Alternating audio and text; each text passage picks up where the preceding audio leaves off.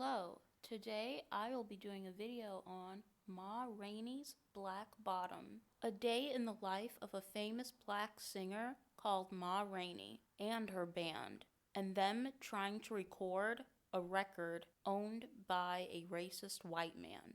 Ma Rainey doesn't take any BS from anyone. She speaks her mind and demands that her needs and wants be met.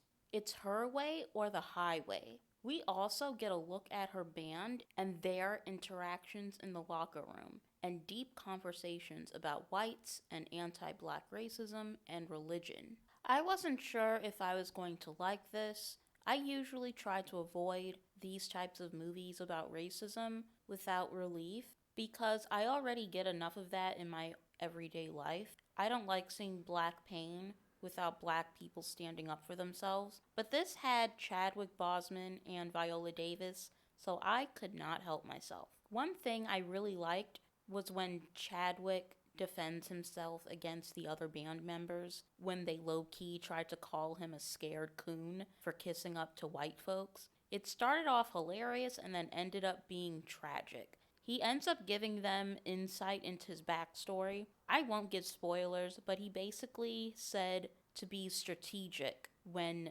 defeating white supremacy. Don't be emotional, especially if you need to get tangibles from these white supremacists. Basically, be the tortoise, not the hare. In my opinion, Ma Rainey's bandmates stole the movie. They were the best part. They were funny and knowledgeable about racism. They were so entertaining that I kept forgetting about Viola Davis. And from the title, you think this would be all about her, but she ended up being a side character. Every time she would show up, she made a strong impression. Sometimes I liked her, sometimes she grossed me out. I didn't like the way she looked in the movie. Her makeup was running, she was sweaty, she was sloppy, and all the other actresses surrounding her, even if they were just background characters, they were the complete opposite. And they were lighter in skin tone. So there was some obvious colorism there. They could have hired some dark skinned attractive actresses just to balance out the female image. She comes off as someone who is hard to work with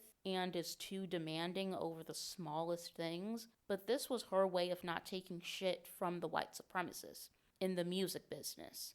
I liked how it showcased the racial dynamics that we see today. The fake white liberal who pretends to be friendly with black people, but the whole time they're on the same side as the open white supremacists. They also showed the fake Hotep. Without giving spoilers, there is a character who pretends to know what they're talking about and pretends to be against the white man. Like, yeah, fuck the cracker. He can kiss my black ass. Black power. When the time comes, I'll show him what's what. But at the end of the day, this person is just a scaredy cat. And instead of directing their anger at the white person that did them wrong, they take it out on another black person who didn't do anything to them. And this was over a pair of shoes. There's a stereotype that black men are obsessed with shoes to this day. They value accessories because it takes their mind off of systematic white supremacy. And black people who are